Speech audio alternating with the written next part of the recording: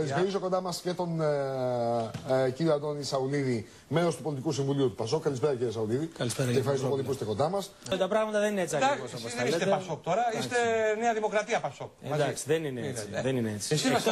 Εκτός αν στη δική σας τη λογική, αυτοί οι οποίοι πιθανόν να έχουν συγκυβερνήσει είναι όλοι νεοδημοκράτες και δεξιοί. Άρα το ίδιο θα πρέπει να απευθύνεται και στους συνασπιστές και στους κουκουέδες κτλ.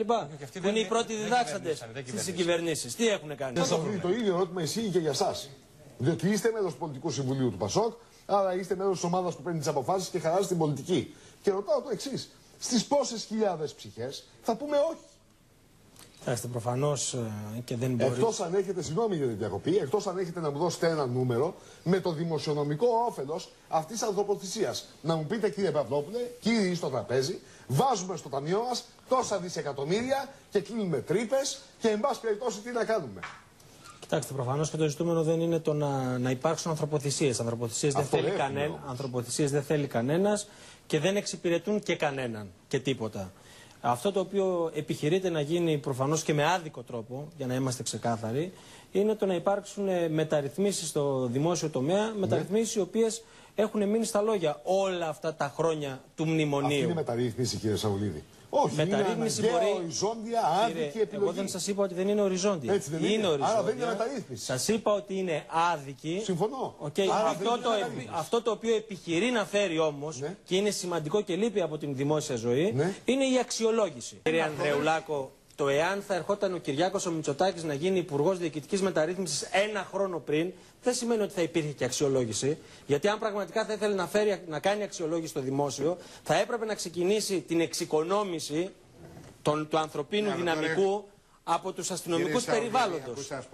Έρχονται τώρα αφού αναλώθηκε όλος ο χρόνος και σου λέει για να πάρεις τη δόση, κάνε αυτό, κόψε κεφάλι. Σας λέω κάτι πάρα πολύ συγκεκριμένο. Για μένα, ως έναν. Εγώ σας λέω το εξής. Ακριβώς. Να ξεκινήσει η αξιολόγηση. Ποιοι είναι οι αστυνομικοί περιβάλλοντος? Οι αστυνομικοί περιβάλλοντος είναι αυτοί οι οποίοι προσπάθησαν να προσεληφθούν το 1993, δεν προσελήφθησαν και αποκαταστάθηκαν επί Υπουργείας Βύρωνα Πολύδωρα.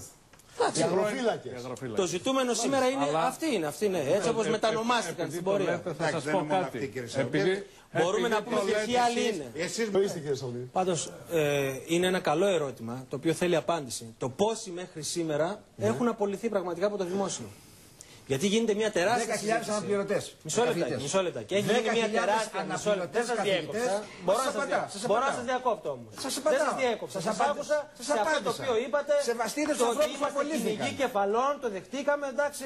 Δεν σας διέκοψα. Δεν έχει να ταΐσει τα παιδιά του αύριο. Μισό λεπτάκι. Ούτε εγώ έχω να ταΐσω τα παιδιά. Αυτό είναι το ζήτημα δηλαδή.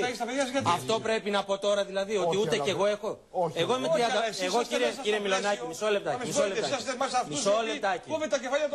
Όχι, εμείς είμαστε μέσα σε αυτήν την ομάδα. Εγώ τώρα σας λέω εγώ προσωπικά και ως νέος άνθρωπος ο οποίος προσπαθεί να φέρει την αξιοκρατία σε αυτό το κράτος. Μισό λεπτά. Αν έχει πλαστό πτυχίο, ναι, είναι αξιοκρατικό. Μα για πλαστά πτυχία μιλάμε. Μισό λεπτάκι κύριε. Μισό λεπτάκι κύριε Κωστιφάκη. Γι' αυτό εξ αρχής. Μισό λεπτάκι. Εγώ δεν είπα εγώ ότι όλοι έχουν εξ αρχής στην πρώτη μου τοποθέτηση κύριε Παυλόπουλε.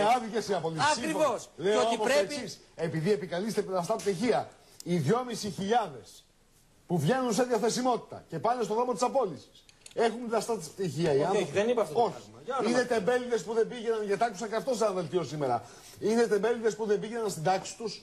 Δεν δίδασκαν τα παιδιά. Τώρα αυτοί είναι χαρακτηρισμοί. Όχι, δεν τους είπατε εσείς. Είχαν κάποια άλλη διοικητική ασχολία. Μπορεί να μην ήταν στις αίθουσες, είχαν κάποια άλλη διοικητική ασχολία και αυτό θα πρέπει να εξεταστεί όμως. Άρα λοιπόν, γιατί έχει άδικο ο Κοτσιφάκης ή είναι ακραίος όταν μιλάει για κυνηγούς κεφαλών? Ο Κοτσιφάκης είναι άδικος στην λογική του ότι δεν προτείνουν έναν τρόπο αξιολόγησης. Και γι' αυτό, για αυτή την κατηγορία. Πρόκειται για αξιολόγηση. Πρόκειται και για αξιολόγηση. Πρόκειται και για αξιολόγηση. Επειδή δεν πρόκειται να τιμωρηθούν δηλαδή με οριζόντιες απολύσεις. Να μην τιμωρηθεί κανένας, κύριε Παυλόπουλε. Τιμωρούνται όμως τελικά, κύριε Σαουλίδη. Τελικά τιμωρούνται. Θα σας πω. Ακόμη και αν δεν είναι αυτή η πρόθεση, γιατί εγώ δέχομαι αυτό που λέτε. Το είπε ο κύριος Μητσοτάκης σήμερα. Επειδή το ρωτάμε τόσες μέρες, το ρωτάμε με αφορμή την πρώτη του τηλεοπτική συνέντευξη ότι δεν υπάρχει δημοσιογραφική τιμωρία. Είπε ότι γίνεται για τιμωρητικούς λόγους αυτή η ιστορία. Δυστυχώς Για όλα αυτά που είπαμε. Για τιμωρητικούς και για να πάρει και ο ιδιωτικός τομέας το κομμάτι που το αναλογεί. Να τιμωρηθεί ο κύριος Παπακοσταντίνου, για παράδειγμα, που πήρε συγκλήσει στα Λαγκάρντ, θα το δείξει η δικαιοσύνη το πόσο. Να τιμωρηθεί ο κύριος Τσαχατζόπουλος που πήγε κάθε πρωί στο Υπουργείο του και το μόνο που κοίταζε ήταν να πάρει τις μίζες. Να τιμωρηθούν όλοι οι υπόλοιποι, αλλά όχι ο Μπεροκαματιάρης, επειδή μας το ζήτησε. Και οι μαθητές γιατί τιμωρούνται. Αυτό λέω. Οι μαθητές γιατί τιμωρούνται. Νομίζω ότι αυτό είναι το λογικό και αυτό πρέπει να γίνει. Κανένας δεν υποστηρίζει μια τιμωρητικού χαρακτήρα. Ναι, αλλά γίνεται τελικά. Και γι' αυτό ρωτάω στις πόσες χιλιάδες ψυχές σταματάμε. Στις 0 ψυχές. Κύριε Σαουλίδη, εσάς σας αρέσει αυτό που σας καλύπτει? Εμάς αυτό το οποίο δεν μας κάλυπτε σε καμία περίπτωση ήταν ο τρόπος με τον οποίο αποφασίστηκε να κλείσει η ελληνική ραδιοφωνία τηλεόραση. Και γι' αυτόν ακριβώς το λόγο αντιδράσαμε. Εμείς ποτέ δεν ήμασταν αντίθετοι στην αναδιάρθρωση της ελληνικής. Κανείς, φαντάζομαι. Αλλά και ποτέ δεν την κάναμε. Ναι. Ορίστε. Αλλά και ποτέ τα δύο κόμματα δεν την κάναμε. Όχι, ποτέ δεν την κάναμε. Μα κανένας δεν λέει ότι δεν υπάρχουν ευθύνες στο πολιτικό σύστημα. Μεγαλύτερες στα δύο μεγάλα κόμματα, μικρότερες στα κόμματα της αντιπολίτευσης. Γιατί ένα σύστημα, ξέρετε, πολιτικό αποτελείται από συμπολίτευση, αντιπολίτευση κτλ. Γαμήλια Ανάρκη, για τη δικοματική είναι η ταινία, κύριε Σαουλίδη. Το Γαμήλια Ανάρκη παραπέμπει στη δικοματική. Ποια λεφτά, πού πάνε τα λεφτά, κύριε Παυλόπουλε? Εκεί που πρέπει να πάνε. Πού πάνε, στους δανειστές? Ναι, θα παίρνουμε για να τα δώσουμε. Κύριε, τα μικρόφωνα. Στους τοκοκλήφους πάνε τα λεφτά. Δεν πηγαίνουν. Τώρα να είμαστε στην τοκοκλήφια πάνε τα λεφτά. Προφανώς πάνε στην παιδεία, πάνε στην υγεία. Πού πάνε τα λεφτά? Λοιπόν, 600 εκατομμύρια. Εσείς πώς πληρωνόσταν δηλαδή όλους αυτούς τους μήνες από τότε μέχρι σήμερα? Γιατί είχαν. Κύριε Παυλόπουλε, μισό λεπτάκι. Μισό λεπτάκι, κύριε Μιλωνάκη. Μισό λεπτάκι. Γιατί εγώ δεν είμαι δημόσιος υπάλληλος. Όχι, τα έχω πει.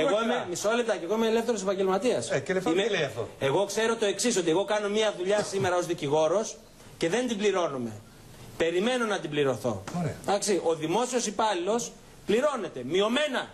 Κακός. Τι πρέπει να κάνει? Κακός. Ακούσε καθυστερημένα πολλές φορές. Μισό λεπτάκι. Καθυστερημένα. Κακός. Από την Τρόικα, κύριε Σαουλίδη. Καταλαβαίνω. Μισό λεπτάκι. Πληρώνεται από τα χρήματα τα οποία διασφάλισε η ελληνική κυβέρνηση, εκείνη αλλά και η σημερινή, από την δανειοδότηση. Γιατί η ελληνική πολιτεία δεν είχε χρήματα. Η ελληνική κυβέρνηση, η ελληνική πολιτεία στα ταμεία της δεν είχε χρήματα. Διασφάλισε και το χαράτσι. Με τα δάνεια για να πληρώνουμε άλλα δάνεια. Διασφάλισε και το χαράτσι. Αυτή είναι η πραγματικότητα τώρα. Μισό λεπτάκι. Το ξέρει ο κόσμος. Παίρνουμε τα δάνεια για να πληρώνουμε τα δάνεια. Επίσης, εκείνη η ελληνική κυβέρνηση πήρε το ταμείο των πυροπαθών της Ηλίας, ο κύριος Παπακοσταντίνου, ο οποίος ελέγχεται από τη δικαιοσύνη σήμερα, από τα χέρια του κυρίου Μολυβιάτη, και 6 χρόνια μετά λέει. Ψάχνουμε τα λεφτά των πυρόπληκτων της Ηλίας. Δεν τα βρήκαμε ποτέ. Ούτε πριν ούτε μετά. Ούτε θα τα βρούμε. Ούτε θα τα βρούμε. Ό,τι είναι να καταλογιστεί και ό,τι έχει αποδειχθεί προφανώς και θα πρέπει να. Ναι, αλλά αυτό δεν μπορεί να είναι καμπάς. Δεν μπορούμε να ζούμε έτσι. Θέλω να σας πω το από τη μία να παίρνουμε κεφάλια και από την άλλη να λέμε ό,τι είναι να καταλογιστεί, ας καταλογιστεί. Κύριε Παυλόπουλε, εξ αρχής είπα και αναγνώρισα αυτά τα οποία είναι άδικα. Το κάνατε, ναι. Από εκεί και πέρα όμως θα πρέπει να αναγνωρίσουμε και κάποιες διαδικασίες οι οποίες δεν λειτουργούν λογικά σε αυτόν τον τόπο. Θα σας πω, εγώ θα σας θυμίσω ότι οι μυστικοί συντάξεις πληρώνονται από τα λεφτά της Τρόικας, για παράδειγμα. Το ότι με κόστος διασφαλίστηκε η σταθερότητα της οικονομικής ζωής αυτού του τόπου. Ποια είναι η σταθερότητα? Ο κόσμος πεινάει, ποια είναι η σταθερότητα? Εάν με αφήσετε να ολοκληρώσω. Ο κόσμος πεινάει, τα παιδιά είναι πεινασμένα στο σχολείο. Ποια είναι η σταθερότητα? Ποια είναι η σταθερότητα, πείτε μας? Εάν με αφήσετε να ολοκληρώσω. Η οικονομική σταθερότητα είναι εξής, κυρίως στον δημόσιο τομέα. Γιατί εγώ, αν και είμαι νεαρός, ενθυμούμε το 89 όπου δεν πληρωνόντουσαν οι δημόσιοι υπάλληλοι. Όταν είχε ξαναφτάσει ο τόπος στα όρια. Βεβαίως. Πότε δεν πληρωθήκαν οι δημόσιοι? Βεβαίως. Για θυμηθείτε λίγο. Ο κύριος Ανδρεουλάκος που είναι παλαιότερος από εμάς και ήταν ενεργός. Σήμερα όμως δεν το αντιμετωπίσαμε αυτό. Και θα πρέπει να ξέρουμε ότι το 89 με σήμερα οι δημόσιοι υπάλληλοι ήταν υπερδιπλάσιοι. Κύριε Σαουλίδη, από την άλλη πλευρά πάντως το τοπίο της οικονομικής σταθερότητας έχει 5% ύφεση. 2 εκατομμύρια ανέργους. Λουκέτα. Και γι' αυτό δεν αποδίδουν και κανένας δεν είναι ευχαριστημένος. Καμία απρόπτικη. Άρα για ποια σταθερότητα μιλάμε? Υπάρχει όμως μια σταθερότητα σε ένα τομέα. Εγώ σας είπα ότι πληρώνουν ευθύνη συντάξεις. Είναι άδικο, αλλά από την Τρόικα πληρώνονται. Όχι από τη φορολογία των πολιτών. Σταθερότητα στη φτώχεια υπάρχει. Μισό λεπτό, κύριε. Είμαστε ικανοποιημένοι από το φορολογικό μας σύστημα. Θεωρούμε ότι αποδίδει. Γιατί αν απέδιδε τώρα δεν θα είχαμε αυτό το πρόβλημα στον ισοσκελισμό που αναφέραμε. Ποιος το φτιάχνει το φορολογικό σύστημα? Μισό λεπτό. Μα ποιος το φτιάχνει? Πού είναι η φορολόγηση των πλουσίων? Πού είναι η φορολόγηση των πλουσίων? Πού είναι η ισοκατανομή των βαρών? Πού είναι αυτή τόσα χρόνια μετά? Τόσα χρόνια μετά. Πού είναι η ισοκατανομή των βαρών? Και δεν έχετε κανένα κυβερνητικό βάρος επάνω σας. Γι' αυτό και και σέβομαι πολύ τις παρεμβάσεις σας. Όμως θα σας πω το εξής. Μην λέμε στους πολίτες ότι υπομείνετε τις θυσίες που επιβάλλει η Τρόικα για να πάρετε τους μισθούς και τις τάξεις. Γιατί δεν ισχύει. Όχι, δεν λέω αυτό. Απλά προσπαθώ να τοποθετήσω. Να σας πω κάτι, είναι σωστό.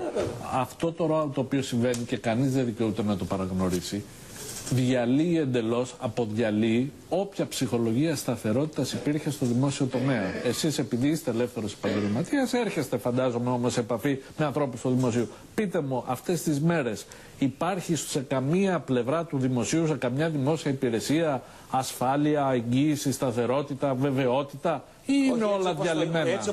Η ψυχολογία στο δημόσιο τομέα, ακόμα και σε αυτούς που θεωρούν ότι δεν κινδυνεύουν.